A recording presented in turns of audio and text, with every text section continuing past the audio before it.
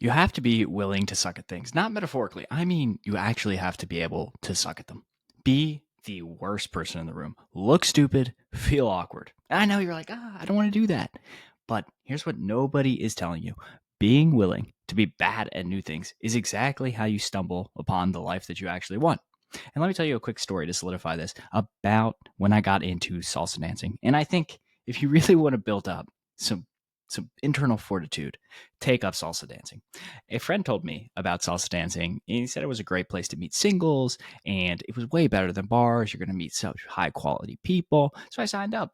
And I bought the fancy shoes with the suede on the bottom. That's so you can turn. I showed up to the classes, and then reality absolutely hit me. I had no fucking clue how to dance, no ear for music, and I was about to lead partners through moves I couldn't even understand myself. I would literally watch the instructor and be like, I don't know how the F they're doing this. It was like being in a Mandarin class, being new there, and then they're like, yeah, go instruct your partner on leading the dialogue. And I was like, ooh, I don't know how to do that. But most people, and I saw them, these people would come in and they would quit. They would come to one class and they'd leave. And most people, they honestly do quit right there. The embarrassment, the awkwardness, the absolute fear of looking stupid, looking dumb. But I stayed, not because I was super brave, but because I decided being bad at something, well, it was just the cost of admission. And I think, most people are going to quit right now. If I stick with it, I'll be one of the chosen few. And within 3 months, I wasn't terrible anymore. Women who were avoiding me at first actually wanted to dance with me after 3 months, because when you first start dancing, you have to lead people and they're like, oh, this guy sucks so much. But if you just stick with it, you get so much better. And here's what nobody's telling you: I never met anyone to date at salsa. That wasn't the ultimate payoff. Even though I went there being like, I'm going to meet some cool singles, never worked out for me. But learning salsa motivated me to learn Spanish. Learning Spanish motivated me to move to Colombia to improve my language skills. Moving to Colombia is where I met my then girlfriend, and that one relationship motivated me to start creating content online. And this is why you're reading this right now, or if you're listening to it, because I'm doing the video version of my newsletter. You just can't connect the dots looking forward. Steve Jobs said this: you can only connect it looking backwards. All of these interesting, all of these serendipitous moments that you have, they come because you're willing to expand your horizon. You're willing to become a luck engineer.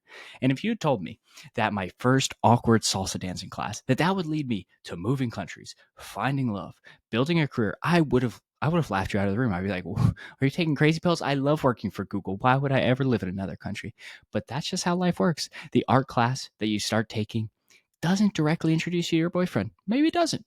But it introduces you to the person who invites you to the party, where you meet somebody else who introduces you to her friends' brothers. And 6 months later, you're in love with that guy. And you'll never know going into it that you're like, oh, I'm going to meet my future husband here. You just don't know. But signing up for that art class, that willingness to step outside yourself, that willingness to be like, I'm going to make myself feel a little bit uncomfortable, can completely change your life. And you really can't engineer, like I talk about being a luck engineer, a luck creator, a luck magnet, but you can't fine detail and fine tune everything and be like, oh no, this is the activity that's going to find me my husband. That can be a good mindset going in, but you can't really plan for serendipity. You can only create the conditions for it. It's just like, you can't plan. You're not like, I'm going to have a super lucky today. I'm going to win the lottery today. I'm going to do this today. No, you just continuously put in the input. And I believe they say luck is the meeting of preparation and opportunity. So it's like, yeah, if you're prepared and you get the opportunity, boom, you've worked on your confidence skills, you worked on your social skills, and the guy appears, boom, now you're able to take advantage of that. Whereas in the past, if you didn't have the confidence, you wouldn't have done it. And the condition to making all of this work is really just being willing to suck at new things. Join the book club, even though you're awkward at socializing. Take the dance class, even though you got no rhythm, baby. You can't move your hips. But dance class will teach you that. Start conversations with strangers, even if it feels cringe. Go to the climbing gym, even though you're out of shape and you don't want calluses on your hands. I'm sure there's a solution. Not because any single activity will get you your boyfriend and future husband, but because building a life you actually want naturally expands your network, your confidence, your surface area for luck. The woman sitting at home perfecting herself before she puts herself out there, she's not creating the conditions for serendipity. And I'll tell you a second story here. Is when I got into content. Oh, I thought my hair had to be good. I thought I couldn't have pimples on my face. I wanted to use the face filters so I looked pretty. When I just stopped giving an F and I was just like, whatever, it doesn't matter. As long as the lighting's okay, I'll just shoot the video. That's when I started going viral. Oh, I'd be worried about, oh, the ceiling fan in the background. Maybe it's making noise. It doesn't matter. Just shoot the video. Oh, but maybe people will be like, oh, you have giant pimples on your face. Oh. Whatever. Let them comment. You just have to get comfortable with doing uncomfortable things. And just trust me, I still feel it. I still feel that like that sense of internal things, but you continuously show yourself that you're willing to step outside your comfort area. And that's when you grow. Because the woman really perfectly sitting herself at home, perfectly manicuring herself before she puts herself out there, she's not creating the conditions for serendipity. The woman willing to be bad at new things, willing to feel awkward, willing to look cringe, she's opening doors that she doesn't even know yet exist.